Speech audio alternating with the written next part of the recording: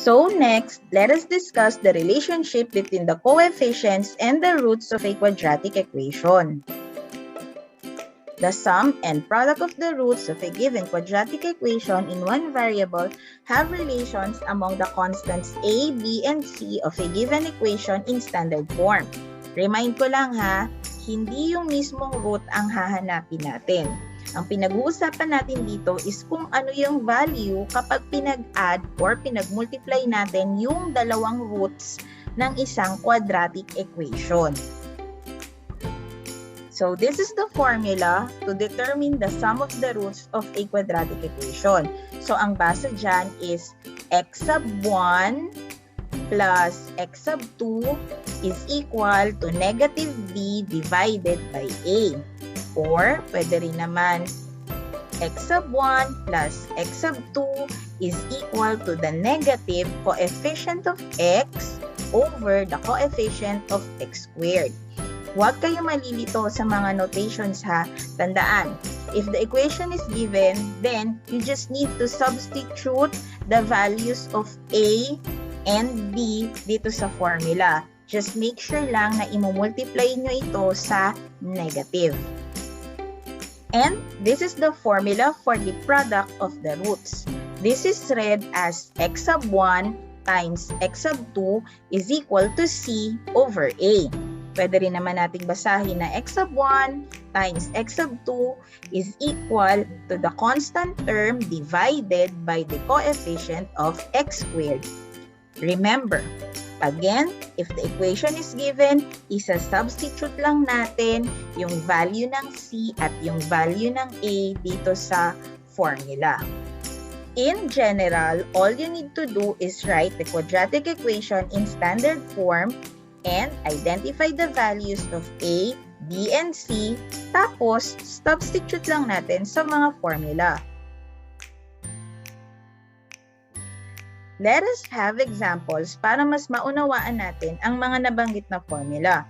So we have x squared plus 5x plus 4 is equal to 0. The values of A, B, and C are 1, 5, and 4 respectively. To determine the sum of its roots, i-substitute lang natin ang values ng A at B sa formula. So we have negative B over A is equal to negative 5 over 1 is equal to negative 5. For the product of roots naman, we have C divided by A. That is 4 divided by 1. And we have 4 as the product of its roots. For our next example, we have 2x squared minus 5x plus 3 is equal to 0. A is equal to 2, B equals negative 5, and C which is equal to 3. Substitute lang natin ulit sa formula ang values ng A and B. Therefore, we have negative B over A is equal to negative times negative 5 divided by 2. So, negative times negative is positive 5 and then kopya lang yung denominator. Therefore, the sum of its roots is 5 over 2. Wala nang ilo-lowest term pa yan kasi yan na ang simplest form. And for the product of its roots, we have C over A is equal to 3 over 2. And that is already in its simplest form. Ayan. Now that you know how to determine the sum and product of the roots of a given quadratic equation, the question is, what if the sum and product of roots are given and we are asked to determine the equation? What are we going to do? Kanina kasi sa mga naunang examples natin, merong equation. Then, hahanapin natin yung sum and product of its roots. Ngayon naman, kabaliktaran. Bibigay muna sa atin yung sum and product of roots, tapos aalamin natin yung equation. Let us have an example.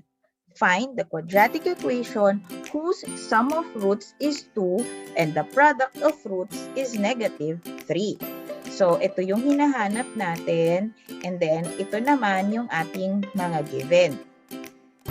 For the solution, i-explain lang dito yung underlying principle kung paano tayo magka-come up sa sagot natin. Hindi naman kailangan laging may ganito ang solution ninyo.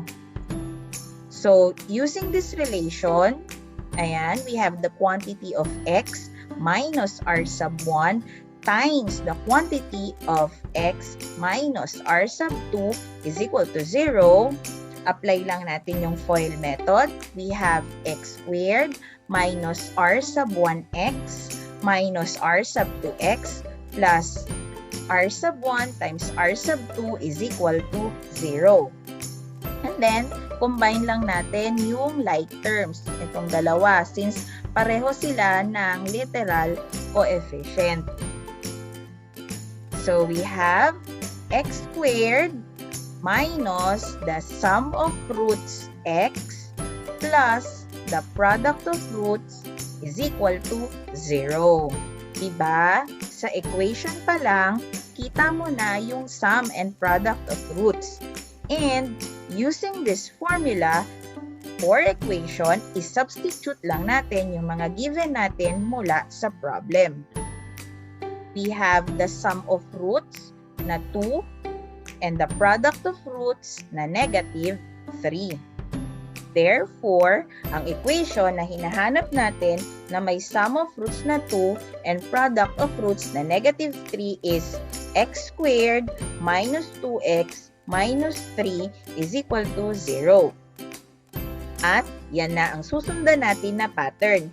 Check natin itong mga susunod nating halimbawa.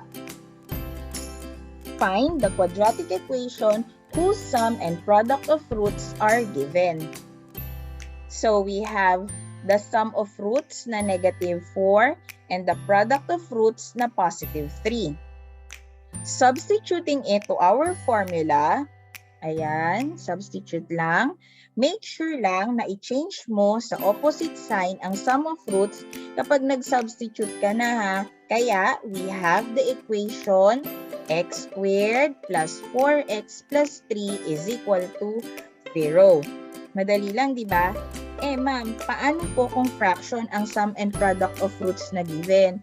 Ano po ang gagawin namin? So, ayan, parang ganito. Ang sum of roots natin is negative 3 over 2, while the product of roots naman natin is 1/2. In this example, ganun pa din. I-substitute mo lang din, pero may isang step ka pa na gagawin para wala tayong fraction. Ang gagawin mo lang is i-multiply mo yung both sides of the equation sa kung ano yung mga denominator na kailangan ma-cancel. In this example, ang denominator ay 2. Kaya, we multiply both sides of the equation sa 2 and then apply the distributive property. Kaya naman, we have 2 times x squared is equal to 2x squared. 2 times 3 over 2x is equal to positive 3x. 2 times positive 1/2 is equal to positive 1 is equal to 2 times 0, which is equal to 0. Therefore, the equation that we are looking for is 2x squared plus 3x plus 1 is equal to 0. Madali lang, di ba? O sige, tingnan natin yung mga susunod na examples. The sum of roots is equal to negative 7, and the product of roots is equal to positive 6. Therefore, the equation is x squared plus 7x plus 6 is equal to 0. Take note, yung ating sum of roots ay i-change lang natin yung sign niya sa opposite. Okay? Next example, sum of roots is 3 and the product of roots is 4. Therefore, the equation is x squared minus 3x plus 4 is equal to 0. Next natin, the sum of roots is 11 and the product of roots is 18. Parehong positive. Then, the equation is x squared minus 11x plus 18 is equal to 0. Pang-apat, the sum of roots is negative 1 and the product of roots is negative 12. Therefore, the equation is x squared plus x minus 12 is equal to 0. Last, sum of roots is 2/3 and the product of roots is negative 1/3. Therefore, the equation is 3x squared minus 2x minus 1 is equal to 0. Ayan. And that is our lesson regarding the sum and product of the roots of quadratic equations.